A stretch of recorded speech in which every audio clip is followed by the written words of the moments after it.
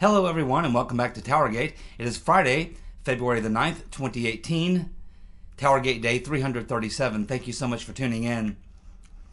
Before I get started here, real quick, I just want to say thank you to everyone who goes in the comments section and makes comments. I do read them all. I try to respond to them all, but I especially appreciate the links that a lot of you leave, obviously because of there's so many things going on, there's so much information to look at, I cannot look at everything, and so I do appreciate when you guys leave those links. Now keep in mind, because time issues and things like that, a lot of times I don't get a chance to look at those links right away, but usually within a couple days I do get back and look at those links that you guys leave. So I do appreciate that, and it does really help me do my videos, and because a lot of times things that you say in the comment section or links that you leave provide material or get me onto something that I wouldn't have gone to otherwise. So I appreciate the effort that you guys make to leaving comments and leaving links and things like that. It definitely helps me out, so I do appreciate it. Well, of course, we continue to just get more and more of these Peter Ben Strokinus and Lisa Page text. It seems like every day a few more come out, and so that's today. We have some more that we're going to go through and some other news, and so let's get to it because time is of the essence. Okay, so we have today Luke Rosiak of the Daily Caller, and he's talking about a text between Peter Ben Strokinus and Lisa Page, and in this particular text, Peter Ben Strokinus actually tells Lisa Page that he is in a skiff. He is telling her that he is talking to her now, and he is in a skiff, talking to her or texting her on a cell phone. Now, when you go into a skiff, they generally take all your electronics. You're not allowed to have any phones or anything like that. Even the President of the United States, they take all your electronic devices. You are not allowed to use any type of electronic device in a skiff. And he does it 5 times. 5 times. He admits, tells Lisa Page, oh, I'm in a skiff right now. Now, he's the number 2 man at counterintelligence. He knows that you can't have a device like that in a skiff. Yet there he is, not just doing it, but telling her he's doing it, admitting to it. I mean, the crimes that are just literally piling up on this guy. I mean, he must be, looking at 30, 40 counts of indictments right now? Just absolutely incredible to be learning this. Obviously, he must have thought he was never. Obviously, he didn't think that these things were ever going to come out or be looked at or scrutinized or questioned or what have you. There's just no way. It must have been the farthest thing from his mind when he was having these conversations, sending these texts, particularly this one where he basically says, "Well, I'm in a skiff right now." I mean. It's bad at this point, and it's just getting much worse. We have another person now who's leaving the Department of Justice Counterintelligence Division. That would be David Loffman. Now, Mr. Loffman is leaving suddenly, and of course, he's one of the people who, along with Peter Ben Strokinus, interviewed the Right Reverend Clinton about her emails. He also was part of the Russian meddling investigation, and now he's going. Now, we suspected that when Christopher Wray forced McCabe to leave, it was because of something he knew was coming down the pike from the Inspector General report. And that's what's being alleged here, is that obviously there's something in the Inspector General report that shows Mr. Loffman in a bad light. And that's likely the reason he's being forced out. So there goes another one. Another one bites the dust. David Loffman, DOJ Counterintelligence, leaving suddenly. No real reason. Guess he wants to spend more time with his family. But it's just another rat fleeing the ship or being forced off the ship because they know what's coming and they want to be able to say, because when they look at Christopher Wray or Rod Rodenstein and say, when did you learn about this? And they say, well, I learned about it on such and such a day. And if it's something very damning, like what they learned about McCabe, they can't come back and say, yeah, we learned about that, but we didn't do anything. The fact that they're forcing these people out is telling you that they're getting information from the IG and getting an idea of what it is that's going to be in his report. And they are trying to cover their bases as best they can to protect the agency, is essentially what's going on here. We also have another funny text from Peter's been stroking us to Lisa Page, where they're talking about Chelsea Clinton, and Ben Strokinus says, I don't like Chelsea, and I like her husband even less. And he says that Chelsea is self-entitled and feels she deserves something she hasn't even earned. And then he's talking about her convention speech and says it was awful. And of course, Lisa Page says that she likes Chelsea. So I don't know about that, but at least he was honest about that, right? I mean, because one thing about this guy, at least he's honest. I mean, he says what he thinks. I mean, as bad as he is, as bigoted as he is, as corrupt as he is, as nasty and mean as he is, and corrupted as he is, I mean, he basically says what's on his mind, does he not? And he nailed it here with Chelsea. She is all of those things and much more. She's a little demon. Daughter of Webb Hubble. She's a little demon. Of course, keep in mind, we have not even got what's going to be the most damaging texts between these two. Remember the ones that were the most important to get, the time period between late May and, say, December of 2016, or even going into 2017. You know, that 6 months worth of, or 5 months worth of text disappeared. The FBI couldn't find them. Then we find out the OG says, oh, well, I got them. And as soon as I get to going through them, I'll turn them over to you, as long as they don't interfere with the Mueller investigation or with my my Inspector General report. We'll get them to you. But imagine what we're going to learn when we actually get the text messages from that time period when all of these things were breaking. Because what we're learning is things that were prior to or after. Wait till we get the stuff from when the real stuff was going down. That's going to be where some real meat and potatoes are. I can assure you. Oops, dropped my notes. I have recovered them. There we go. Yeah, it's gonna be quite. Whew, God only knows what we're gonna learn. I don't even know if I want to know at this point. It's that bad. We also have another individual, Michael Kortan, Kortan, who was the head of public affairs at the Federal Bureau of I'm With Her. He's also leaving, and he was also on the. He was an aide to the director, the Dishonorable James Comey. He was an aide to Comey. Also, he served under Mueller in the Russia probe, and was also involved in the Hillary email investigation.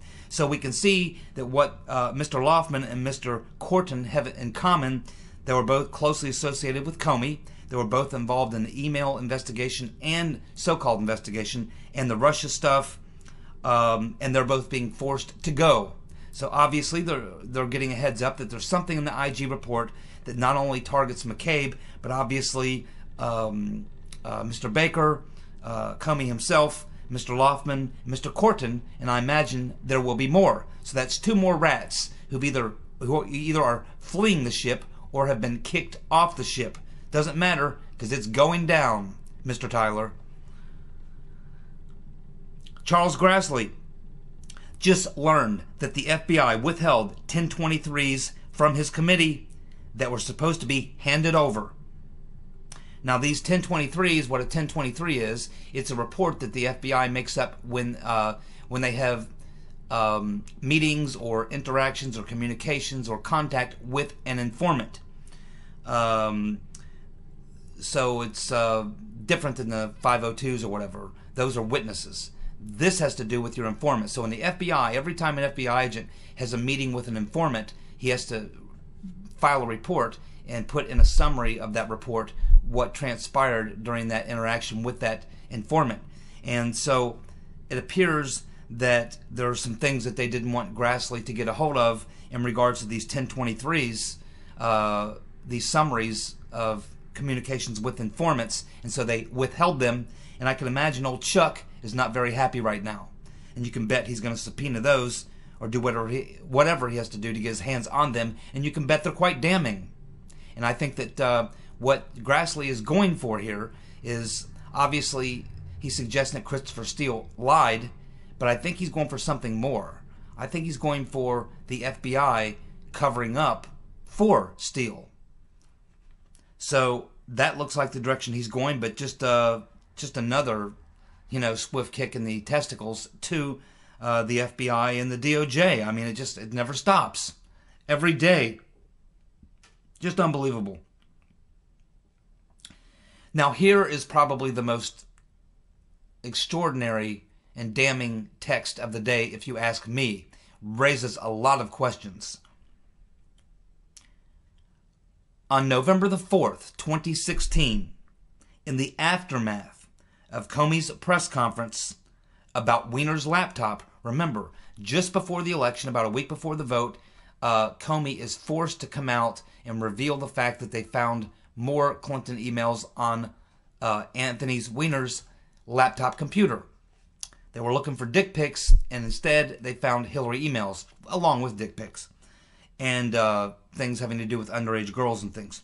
And in this particular time, when Comey is coming out and announcing that, you can imagine that the rotten Reverend Clinton, crooked Hillary, you can imagine how angry she must have been. I mean, she was probably throwing stuff, screaming at Comey, cussing him out, throwing stuff at the TV. She was probably furious that a week before the vote that he would come out and announce he's reopening the investigation. Now, just at that time, check out this little text that occurs right as this is all going on. There's a text conversation about, they're talking about, you know, the release of the information about Weiner's laptop and reopening the investigation. And Paige is talking about the fact that somebody named her, just her, somebody named her called to give the FBI hell. And the response, now that was Peter Ben Strokinus telling Lisa Page that somebody named her had just called to give the FBI hell. Then Page writes back and says, "No, Pete, it was your job, and plus, she actually knows what you're doing this time, and that the American presidential election and thus the state of the world actually hang in the balance." So here we have Peter Ben Strokinus telling Lisa Page that she, or her, just called in to give the FBI hell. So James Comey has a press conference, announces a reopening the Clinton email investigation because of what they found. Then a phone call comes into the FBI from her to give them hell. Who do you think they're referring to? I can only think of three people. The rotten Reverend, Crooked Hillary herself, Cheryl Mills, or Huma. That's the only three people I can think of. It could be someone else, but that would be the three. Now, I can imagine Hillary would be that stupid. But, you know, if she's watching TV and she's angry, she's frustrated, she's furious, she maybe loses her cool and picks up the phone and makes the call. But if she has any sense in her head at all, she has one of her surrogates do it for her, which would be Huma or Cheryl Mills. But it's pretty obvious that it was someone closely connected to Hillary Clinton who was expressing how angry Hillary was that they reopened the email investigation. But it's suggesting that her, possibly Hillary, or one of her, you know, cronies, Huma or Cheryl Mills, would call in to the FBI and give them hell. That is pretty brazen, you know. I mean, you're under investigation and they discover something, more evidence about you in the investigation, and you call up and give them... Can you imagine the cops are investigating you and they find something out and you call the cops and give them hell because they found something more on you that they're investigating? I mean, this is how arrogant these people are. But I'm sure that both Peter Ben Strokinus and Lisa Page are going to be asked, definitely 100%, they are going to be asked about who her was. Who were they referring to? Who was her? And I can only think of three people. The rotten Reverend, Crooked Hillary, Huma, or Cheryl Mills. Unbelievable. Keep in mind, when we get to that point, and we will get there, when we actually tie the rotten Reverend Clinton directly to anyone inside the FBI, DOJ, whether it's our email investigation, the Clinton Foundation, Uranium One, or the dossier, or the insurance policy, or anything like that.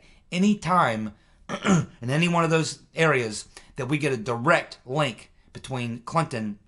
We've got people in between Clinton and these organizations, and Christopher Steele, and Fusion GPS, and all these others, but we don't have the direct, person to person, Hillary to Peter Benstrokinus, or Hillary to Loretta Lynch, or any of them, other than Bill Clinton meeting Loretta Lynch on the tarmac.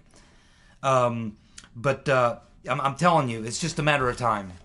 It is just a matter of time, and that's when the whole thing blows up, because then that takes it to a whole new level. It's one thing to have a group of people inside the FBI, DOJ who are corrupted and are doing their thing for a deep state coup, while at the same time you got Hillary paying for this dossier, spreading it to various people within the intelligence community, within the law enforcement community, within the media and things and such. But if we find the link, the direct link, that the two were working together, the Clinton campaign working together with the DOJ, the FBI, game over. Game over. Special prosecutor immediately appointed, grand jury seated, witnesses coming in, indictments being handed down one after another. High-ranking, high-level people, including the Rotten Reverend, possibly Obama, others being indicted. And we're getting there, man. I'm telling you. We are going to find that. We're so close. We've got plenty of people in between Hillary, other than the direct meeting of Clinton and Lynch on the tarmac, but we have these direct links, or not direct links, but indirect links from Hillary to other people to Steele, Hillary to other people to Fusion GPS, Hillary to other people to the FBI, to the DOJ. When we get that direct link, game over, and it's coming. FBI informant William Campbell says that Obama was briefed 2 times on the Uranium One scandal and did nothing. That came out in the hearings yesterday.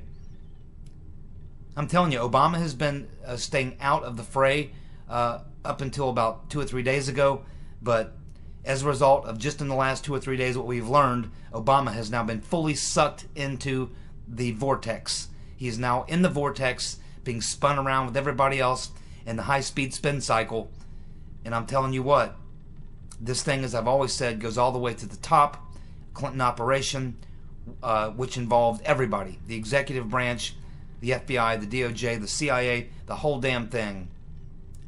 Literally a deep state coup.